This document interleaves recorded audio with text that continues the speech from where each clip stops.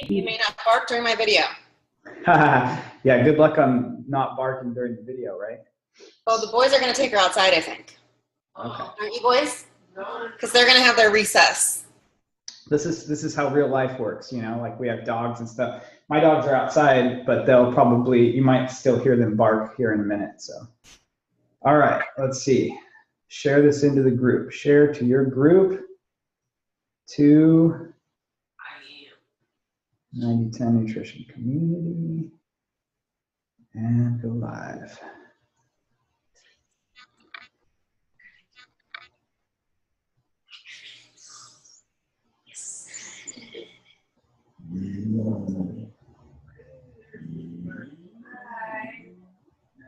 Almost there. Boys, it's recording already, so. Yeah, shh. Quiet, you guys. Whoa, okay. Boys, it's recording already, so. Yeah. Okay, we are live in the group. We are recording on the Zoom. Everybody see me? My computer and my camera a little off here. But if anybody has any questions while we're going through this, you can post them on the Facebook and I'll try to get to them. But let's do this. So this is our freezer meal party. We've got a bunch of people in our 9010 Nutrition community who may be watching or watching on recording. And I am live here with Heidi Bortz, who I don't think that the newer people in the group have seen you on video yet, have they? I don't think so. Yeah, I think I've been doing all these live videos and they're probably getting tired of my face, so it's probably nice to have Heidi's face on here as well. So this is Heidi Bortz. She does probably 90% of the recipes that we have of the 700 recipes that we have on the 9010 Nutrition website. Even some of the ones that I do, she gives me to test. So she's our recipe expert, and she's also quite the guru of freezer meals. And so maybe I'll let you tell that story real quick about how you got into doing healthy freezer meals. Sure. So I had a running friend that we were on a run together, and she actually did freezer meal parties where she would invite people over and make freezer meals, and she would make money from doing this. And she obviously was trying to make money, and so she asked me to do a freezer meal for her, host one. And I said, I would love to support you, but I don't like all the, the cream of whatever soups and the gravy from the jar and stuff like that go into freezer meals. That's not how I eat. So I don't want to do that. And she goes, well, what if we could do a 90-10 menu for you? And I said, okay, well, if we can figure out a 90-10 freezer meal menu, I will host a party for you. So I was just doing this for her. I had no interest in freezer meals whatsoever. And so she came over to my house, and I think we had 10 people, and she made the first meal, which was Hawaiian sloppy joes, I think. And it took literally 1.5 minutes, we have it on video, to make this meal. And my mouth dropped. I was like, you have got to be kidding me. That is it? That's all that there is? And then we ate it, and it was really good. But anyway, so I was hooked from there. I was like, okay, I got to figure out how to do this. But every freezer meal I ever saw, Pinterest, Google, whatever, it was all cream of whatever soup. It was throw in this gross, unhealthy, sugary stuff. Right. And make this meal. And so I made it my mission in life to make freezer meals healthy. And I started a group because I thought there might be more than one person, more than just me, who wants healthy freezer meals. And we hit 3,000 members last night. Awesome. in that Facebook group. So I think I'm definitely not alone. And I looked on our website, and I think just on our website, I think there's a few in the group that aren't on the website yet. Not a ton, but some of them. But I think I looked on our website last night, and it's somewhere around 75 recipes that are categorized as freezer meals. Not all of those are the gallon bag type like we're doing here, where we'll explain how that works. But there's all different types on there, right? But we have 75 of these freezer meals. And so if you want to find those and the two recipes today, if you go to 9010nutrition.com and click on recipes, you'll get our main search menu, and there's a bunch of boxes that you can filters basically that you can filter by. And the one all the way to the left, if you're on desktop, or the top one, if you're on mobile, is recipe type. And you click in that, and one of them is 9010 freezer meals. And you click that, and it will refresh the screen and bring up like 75 ones to choose from. Okay. So today we're going to do 2 of those freezer meals. And by the way, yes, I am in my garage. I forgot to say that when I started. Interesting story. Heidi and I, we're like, when should we do this freezer meal thing? And she's like, I'm available at like, I got to be done by this time on Friday. And I was like, okay, well, how about 10 a.m. Pacific? That's like noon your time. It's about noon there, right? And we were both like, yeah, works for me. All right, cool. We schedule it all, put the event together. And then I realized that I had people coming over to clean the house at 9 o'clock on this day, which, yeah, I know you feel really sorry for me that there's people cleaning my house right now, but I'm not looking for sympathy there, but I can't be in there while they're doing that. And so I was like, holy crap, what am I going to do? And I have this, garage here that has Wi-Fi in it. So I was like, you know what? We're not changing the time. I'm just going to carry everything out to my garage, and we're still going to do this freezer meal thing. So that's why there's a garage door behind me, and I have this kind of high, weird setup here, because I'm literally in my garage right now doing the freezer meal thing. So anyway, that's the story on that. We're going to do 2 freezer meals for you today. We're going to do Mexican beef stew, which is one of my favorites. And we're also going to do slow cooker chicken gyros, or gyros, or however you say that. I think it's gyros, but I think you're right. Okay. You usually are. What's that? You usually are right. Oh, well. You said it, not me. So I've got Mexican beef stew set up, ready to start making here. And the way we did this is I am going to make Mexican beef stew to put in the freezer. So, put the ingredients in here and put it in the freezer. Heidi actually made it, like cooked it, so you can see what the finished product is. And then on the second one, the slow cooker chicken gyros, I actually made it, and Heidi's going to assemble it. So you get to see the assembly and the finished product of both of these. Okay. So let's just explain a little bit about the idea of freezer meals before we start this one, though. Like when we talk about a freezer meal, especially these bag type ones, what are we talking about? Okay. First, before we do that, can you tell the story about how you got into freezer meals? Oh, yes. Okay. You love that story, don't you? Okay, so Heidi had been talking about these freezer meals in 9010 for months, and she was making all these recipes, and she was posting these like JPEG images of recipes, recipe cards basically in the group, and she was like, freezer meal, freezer meal, freezer meal, and I was like, blah, blah, blah, in one ear, out the other. I was like, I don't do freezer meals. What is a freezer meal? That's dumb. Whatever, I just didn't have any interest in it really. I was just like, I don't know why I would do that. I mean, I also, don't go to work. I work from home. So I was kind of like, what would I need that for? What's the big deal? I'll just cook it normal. Why do I have to freeze it and everything? And then I really got into it when we went down to San Diego last year, and my kids were having gymnastics from 4 to 6 p.m. So I'd pick them up from school, basically, didn't have a whole lot of time, and they'd have gymnastics from 4 to 6. And we wanted to be able to pretty much eat when we came home. Like I didn't want to have to cook, for half an hour, 45 minutes, an hour when I got home from that. And so I was like, okay, fine, I'll try out this freezer meal thing. And I started making up, 6 or 8 freezer meals, throwing them in the freezer. And then before, like sometime during the day, before I go pick them up from school, I throw this freezer meal, the frozen block from the freezer, into the slow cooker, turn it on, and forget about it until, sounds like a commercial, right? Set it and forget it. Right? You remember that? That was like a roaster oven or something like that, right? No, it's a crock pot lady, but I think she had several cookbooks. Fix it. Yeah. Set it and forget it, right? Yeah. So it was really cool because I could come home from gymnastics with the kids and dinner was ready.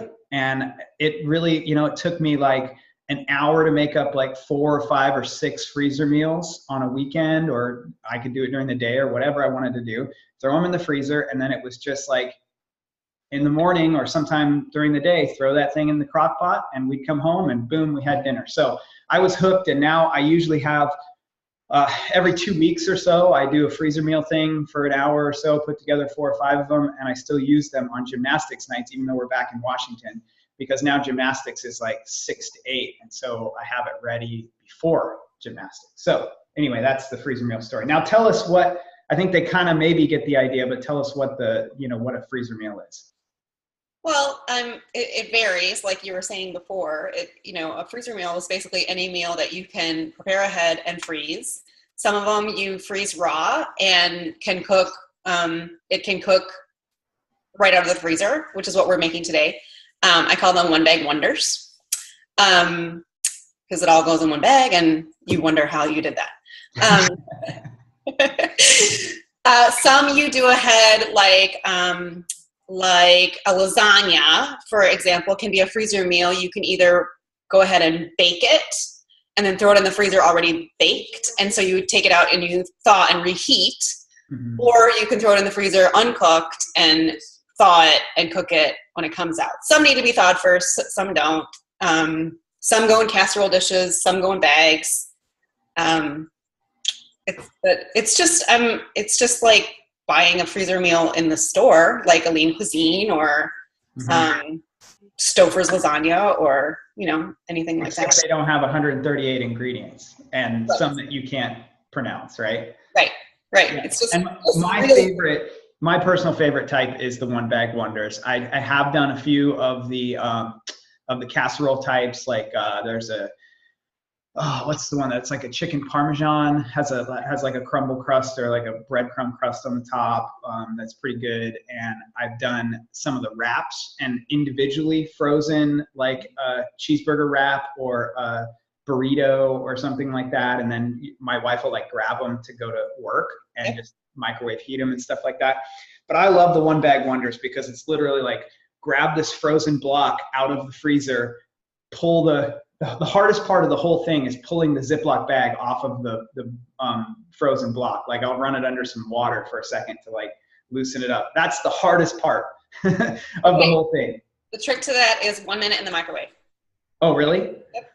It also works to like run water over it, because it doesn't even have to be hot water, just like water, because it's warmer than the frozen thing and it lets it go. But anyway, let's make some Mexican beef stew real quick, okay?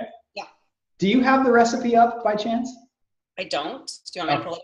Fine, I'll do all the work myself. This was your responsibility, Ryan. Well, I thought maybe you could read it to me, so I don't have to keep looking at my phone, but I could have had you asked me before now. We're supposed to be like, I can't read your mind all the time. Okay. So 1.5 pounds of beef stew meat. I already have that in the bag because I didn't want to handle beef stew meat in my garage. So I did that beforehand. But just basic beef stew meat, okay? And I just put that in this bag. I have this little, we didn't talk about this either. I have this little thing that holds the bag up. This is a not required piece, but it sure is helpful. And you can get them. I think you've got one there too, don't you, Heidi? I do.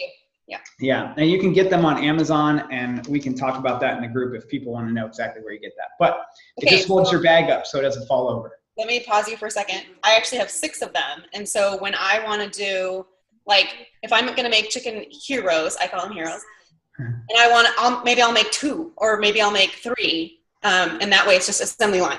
Dump, dump, dump, dump, dump, dump, dump, dump, dump. Yeah, see, that's pretty cool. So you don't have to have it, but you're trying to work with this bag, and if it's trying to fall over or whatever, it's really nice to have it. So next thing is a 28-ounce can or 2 15-ounce cans, 14.5-ounce cans of diced tomatoes. So I have petite diced tomatoes here, I think, petite cut diced tomatoes, 28-ounce can. I'm just going to literally dump that in and hope that everything stays together here. Ryan, when you bought your meat, did you have to cut it, or was it already cut? I bought it already cut. You could definitely do the kind, like buy a flank steak or something like that, right? Yeah, I buy it. I buy beef stew meat. Literally, that's what it's labeled, and it's already cut. Yep, that's what I bought too. All right, next thing, 1 can of black beans.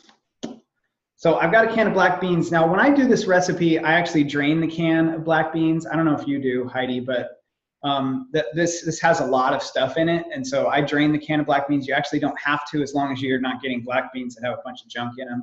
This is just like water, black beans, and salt, right? So I drain the can, but you don't have to. But just pour that right in there. Let's see what else now. I wish somebody was reading this to me. Okay, we got a bag of frozen corn. So literally just a bag of frozen corn. This one is 16 ounces. The recipe says 10 to 12 ounces.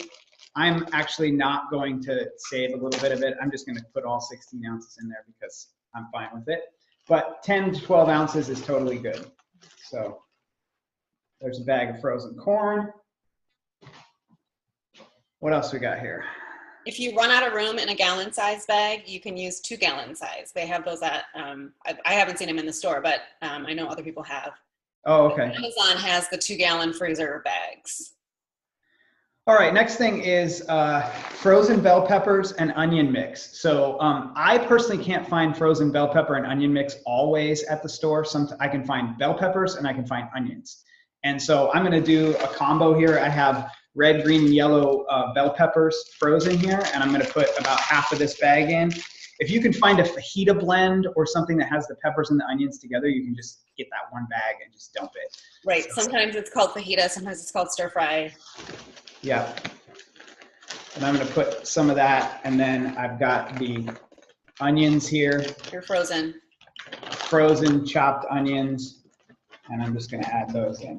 So I don't know if you guys can see me and not see Ryan. I don't know if I'm frozen also. Ryan, there, he's back. Oh, was I away? You were frozen. Oh, really?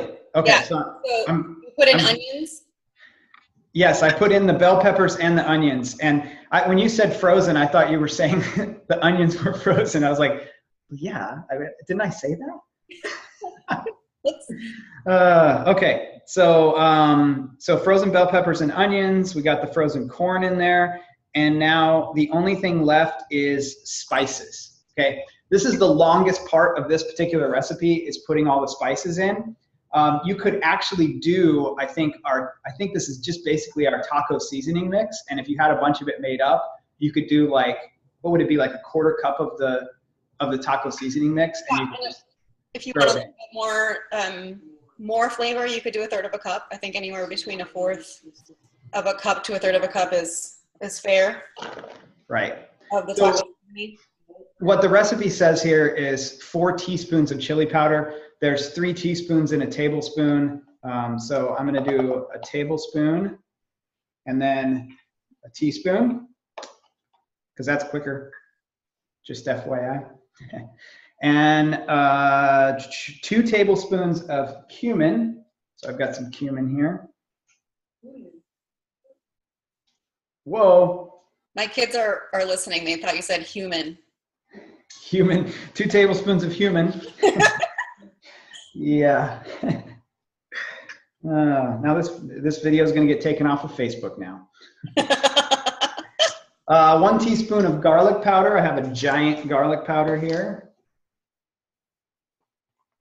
You know, I don't know about you guys, but I'm not really usually that big on measuring spices.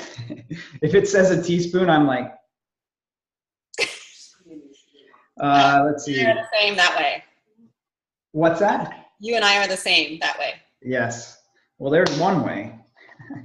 I feel like I've been doing this long enough now that I know what a teaspoon looks like. Yeah, I think so too. So that was a teaspoon of onion powder, a 1/4 teaspoon of oregano. Whenever I see a 1/4 teaspoon too, I don't know about you, but I do like a heaping 1/4 teaspoon, because what's the point? What is the point? I mean, you know, so that it's like, that's like a 1/4 teaspoon. Sure, why not? That's probably more like a half. That's right. Oregano. So, you know, you can kind of play with it. It's a big recipe, so you don't have to be super, Did you tell us how many people it serves already? It says it serves 4, but it's more than that. It's like 6. In fact, we should probably change that, because it's really not 4. 1/4 teaspoon of paprika. We're almost done. Teaspoon of salt, quarter teaspoon of pepper. So here's a teaspoon. There's some, I've got some sea salt here.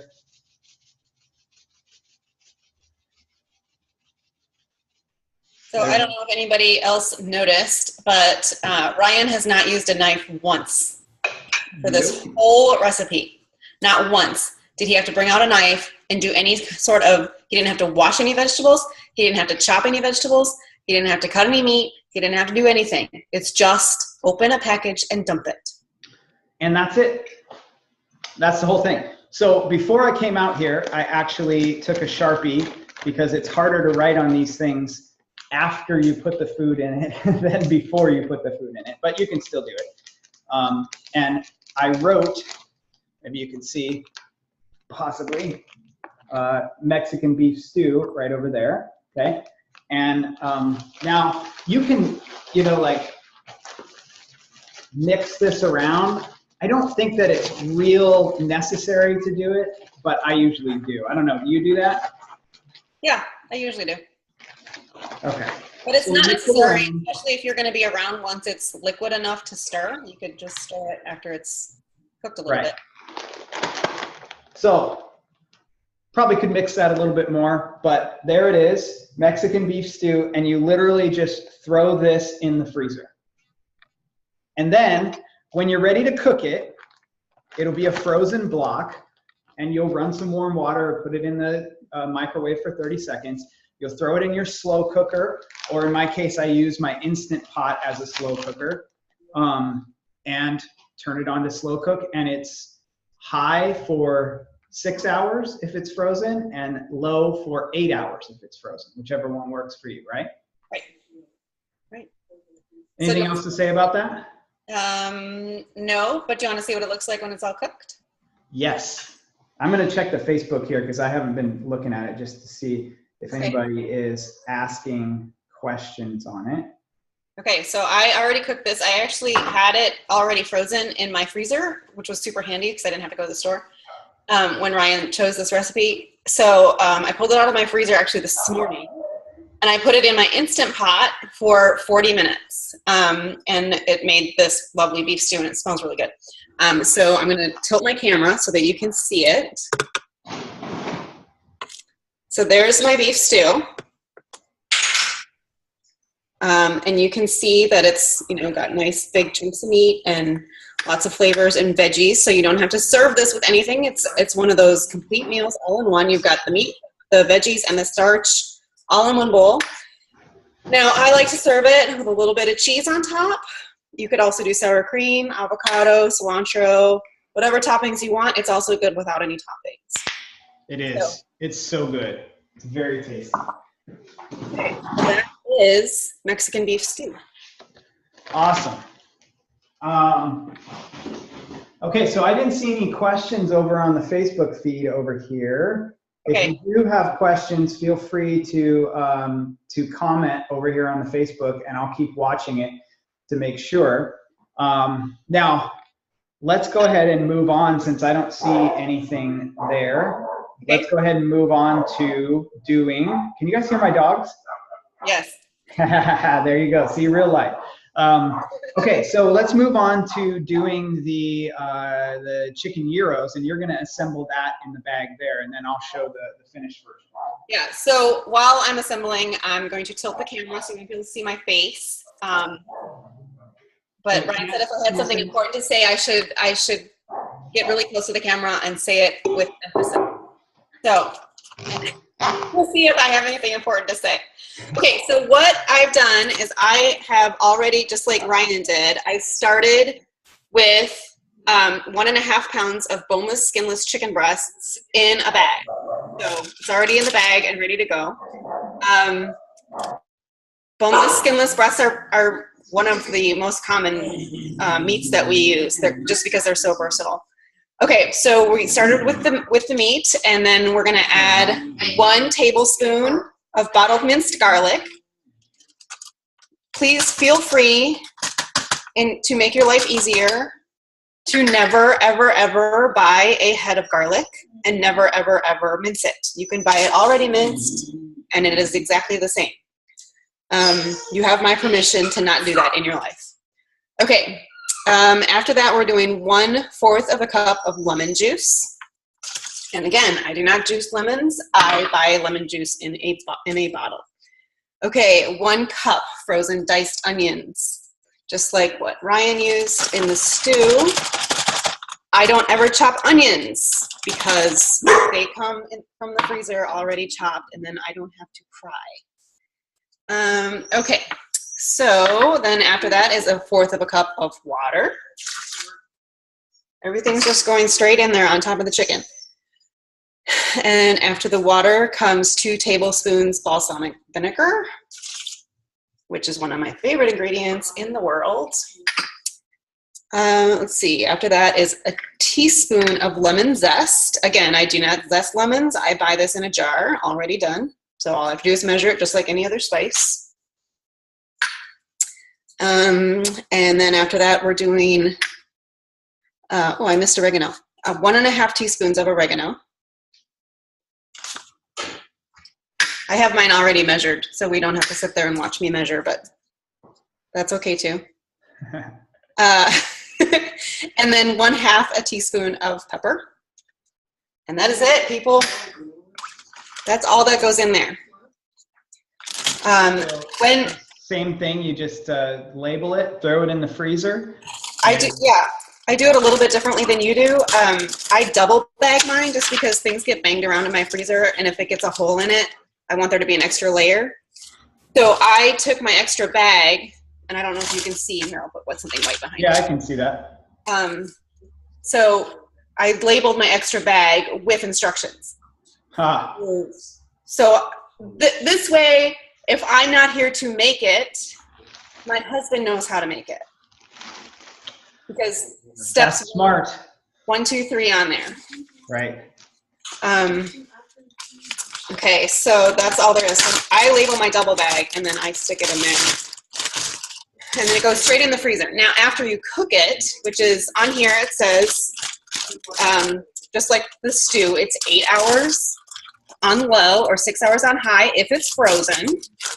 It's like 2 hours less than that if you want to cook it straight away, which you totally can. And then you're going to shred the chicken with 2 forks.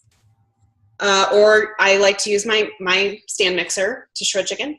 And then you put it all back together and stir it up. And then it goes, do you want to show us how you serve it once it's cooked? Yes. So I've got this. I'm actually going to eat lunch right here in front of y'all. Since I got to do this one. What we serve this with is, so the recipe, if you look at the recipe on the website, it actually also has a recipe for pitas that you can make yourself on the recipe. So when I put together the shopping list for this webinar, I took the ingredients off the shopping list for making your own pitas. The reason for that is you can totally make your own pitas, but I know where I live, like I went to the normal Safeway where I live, and there were 2 different brands of whole wheat pitas that meet the green tier. So I was like, I'm probably not going to make my own pitas if I have 2 options that are green tier. But I bet they are really good. I've actually made the pitas, I think, 1 time in San Diego, and they are very good. So if you decide to do this and you want to make the pitas, you need to go back and add the whole wheat flour and the honey, and there's a couple other ingredients there, the yeast and stuff like that to be able to make it. But here is one of the brands. Let's see if you can see this. This is Papa Pita Greek pitas. Is that geek or Greek? What? The package was folded. It looked like geek pitas. Geek pitas. Yeah, they're Papa Pita Greek pitas. They're 100% whole wheat. And our rules for bread are 100% whole wheat, no high fructose corn syrup. And this falls in that. So where is it's right here. It's whole wheat flour, water, oat fiber, brown sugar, wheat gluten, there's no high fructose corn syrup in here. So it's one of the few things that we are okay with sugar in, because the sugar is feeding the yeast in the bread. So those are our rules for bread. So all I'm gonna do, take one of these whole wheat pitas here, got this plate. I have pre-chopped some cucumbers. So just diced them up. Some tomatoes, diced tomatoes. And then I have store-bought tzatziki sauce, okay? And I can usually find one or two here and there that don't have sugar or junk in them. I don't remember the brand name on this one, but it's different everywhere you go. I think Trader Joe's version is okay, but it has like large pieces of cucumber in it. And so it's kind of weird, but it's tasty. And then there's several other brands. There is also a lot of recipes out there for tzatziki sauce that are super easy. It's like Greek yogurt, lemon, dill. And chopped cucumbers, I think, and lemon. Chopped cucumber. I don't know. It's really easy. So you can totally make it. Or if you're like in a pinch and you want to just, have this and not worry about tzatziki sauce, you could totally just put Greek yogurt on this. And there's so much flavor in the meat that, and you got the cucumbers and the tomatoes and everything. It's great with just some Greek yogurt. So those are the options. This is actually tzatziki sauce. But let me see if I can show you how the meat turns out. Let me grab my camera here. See if I can show you this. Can you guys see in there? Yes. Sort of. Okay, there we go. So I've shredded the chicken, and we basically just have this nice shredded chicken, and I'm going to take it, get a little bit of the juice off of it, and toss it on the pita. I'm going to put this back. All right. Throw some tomatoes on here.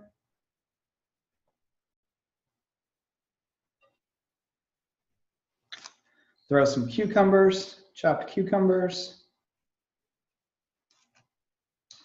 and a little of this tzatziki sauce. Ryan, will your kids eat this? They will. They will. They don't love the tzatziki sauce. They just eat it with the chicken. And what I do with the kids, one thing I do with tacos or with things like this is I give them the pita or the taco shell, the meat, the cheese, the pieces, and I let them build their own. Because for some reason, if I build it for them, even if I build it exactly like they like it, they don't like it as well. They like to be able to put what they want on it, just like they want it, Right. So they'll totally eat this. There's not a lot of things that kids can control. So the more control you can give them, Yep. the better off they like it. Should I try it? Make sure it's good. I think. Kind of rude to eat in front of people. Mm. Yay. Thumbs Now up. we have to end this webinar so I can finish my lunch. I feel like I should do some talking while you're chewing. That's so good. It's so good. Let me go over to Facebook and see if anybody's got questions or anything. Feel free to keep talking. Nancy Nutter says, I'm curious, will Ryan read to Heidi? No, Nancy, because I printed mine out beforehand so that I could read off it myself. Oh, look at me. This ain't my first rodeo. I do not see any other comments on here yet. So I think we are good to go. Anything else from you, Heidi? Well, I just want to point out again that we just made 2 complete meals without touching a knife. Well, you had to touch the knife for the cucumbers and the tomatoes. Yep. But that So was that's after that. optional toppings. They're probably not, like quite as optional as other toppings can be. You're probably going to do some tomatoes and cucumbers, I would guess, but easy to chop up a cucumber or some tomatoes, right? Not a big deal. Yeah, I think you can even buy those already chopped if you want to spend a little more money. You probably could. I bet you could. You could just get basically like there's a lot of times you'll find like a pico de gallo type thing that doesn't have jalapenos or something in it. You can just get onions and tomatoes chopped up, like anything like that would be good on it. But chopping up a tomato takes like 30 seconds. So right. Unless you have a dull knife. Yes. So, or if you're in your garage, could be a problem. Well, it depends how well equipped your garage is, I guess. Yeah, exactly. I don't have any water in my garage, so that was one of the reasons for not putting the beef stew meat in Yes. on video, because then I have no place to wash my hands out here. So I Yeah. washed my hands after putting the beef stew meat in and then carried everything out here. So Yeah, so I think you should not call it your garage. I think you should call it your man cave. it is kind of a man cave. I don't know. I should probably give like a little tour. This is like, I don't know. It's kind of messy right now, but this is my workout area. And I see your pink and purple hula hoop. yes. Oh yeah. Yes. Hula hoop. Well, the kids work out here too. I don't know. Let me see if you can see this. There's a bar, a gymnastics bar for them there that they can do their gymnastics stuff on. And there's actually a beam over there. And then my workout area is over here with all of the stuff and pull-up bars and all kinds of stuff like that. So this is my little haven. So it kind of is my man cave in a sense, but everybody uses it. Yep. Awesome. All right. I think that's it. Everybody's good. Okay. We'll see you guys in the group later.